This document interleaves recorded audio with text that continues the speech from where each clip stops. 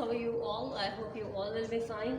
Today we are going to discuss the chapter number 7, force and pressure, page number 99. So in this chapter we are going to discuss the two main things, ठीक है, force, pressure. इस chapter में, overall chapter में जो चीज़ discuss होगी वो क्या होगी? Force, pressure. जितने भी टॉपिक्स हम पढ़ेंगे उसमें ये दो जो वर्ड्स हैं ये लाजमी यूज़ होंगे, ठीक है, इनका कोई ना कोई रिलेशन होगा. Student learning outcomes. After studying this chapter, student will be able to define the pressure, ठीक है, what will be the unit of pressure. So ये सारे टॉपिक्स हैं जिनको जब हम ये टॉपिक्स कवर करेंगे तो स्टूडेंट को आइडिया होगा कि how to describe the pressure, how to describe the force, how to describe the units, ठीक है. So let's get started.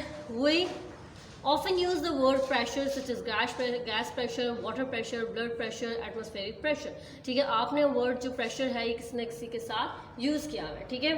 In our daily life, in this chapter, we will learn about pressure and its relation with force and area.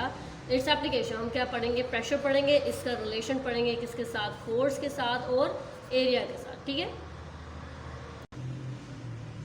When water flows out of the tap with greater speed, we say that water is flowing with a high speed, ठीक है. जब आप tap on करते हैं, ठीक है, नल on करते हैं, तो आपने देखा होगा कि जो वाटर होता है वो बहुत ही ज़्यादा स्पीड में आ रहा होता है, ठीक है. तो हम कहते हैं कि वाटर का जो प्रेशर है ना वो ज़्यादा है, ठीक है.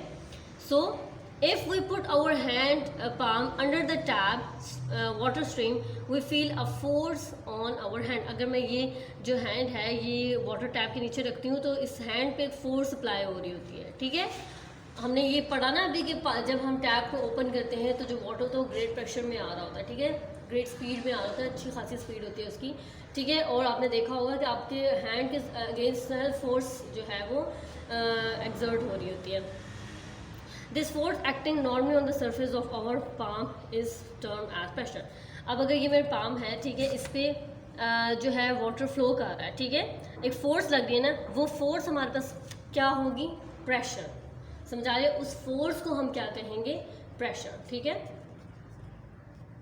Thus, pressure can be defined as force acting normally on a unit area, ठीक है, जिस भी एरिया पे फोर्स अप्लाई हो रही होती है, एक्ट हो रही होती है, of a surface of an object, ठीक है. प्रेशर को हम कैसे डिफाइन कर सकते हैं? वो फोर्स जो एक यूनिट एरिया पे अप्लाई हो रही होती है उसको हम क्या कहते हैं? प्रेशर. आप जस्ट सिंपली आप ये कह सकते हैं कि फोर्स क्या होती है, फोर्स के थ्रू जो चीज़ अप्लाई हो रही होती है उसको हम क्या कहते हैं?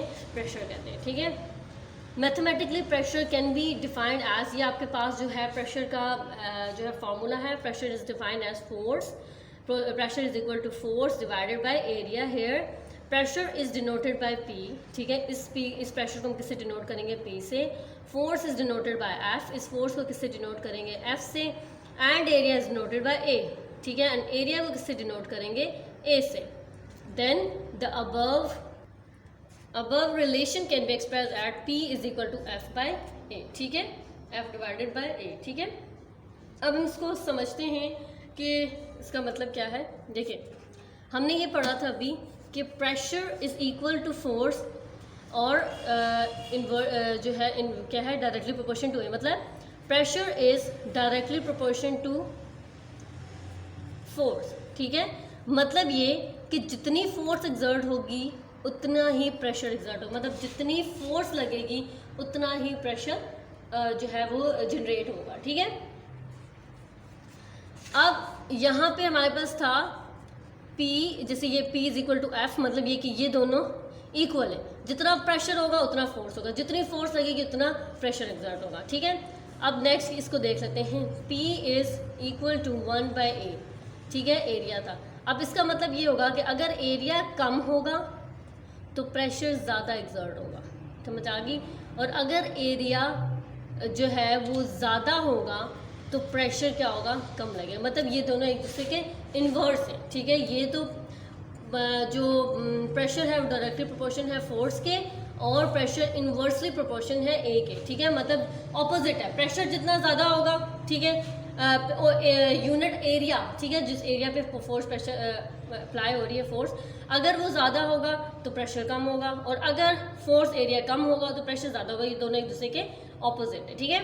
सो ये चीज़ है। From this relation it can be seen that when same force is applied on the different areas, the same area will experience have high pressure while the large area will experience low pressure, ठीक है। मैंने यहाँ पे बताया ना आपको कि अगर एरिया ज़्यादा होगा प्रेशर कम लगेगा, और अगर एरिया कम होगा तो आपको जो है वो स्मॉल जो है कम आपको प्रेशर ज़्यादा होगा, ठीक है। नॉट डायरेक्टली प्रोपोर्शनल है, ठीक है। Similarly when greater force act on the same area the large force will exert high pressure, ठीक है। अगर फोर्स ज़्यादा होगी, ये जैसे हमने पढ़ा था, अगर फोर्स ज़्यादा होगी प्रेशर ज़्यादा हो जाएगा, ठीक है। मतलब ये दोनों सेम है। While the same smaller force will exert low pressure, अगर फोर्स कम होगी तो प्रेशर क्या होगा, कम होगा, ठीक है। इसको मैं एक और दफ़ा फिर समझा देती हूँ आपको कि जैसे हमने यहाँ पे पढ़ा था ना कि pressure is directly proportion to A. अगर एरिया, ठीक है, यहाँ पे हम देख लेते हैं, अगर एरिया कम होगा, स्मॉल एरिया होगा, तो प्रेशर क्या होगा, ज़्यादा, ठीक है। ये चीज़ हमने पढ़ी है।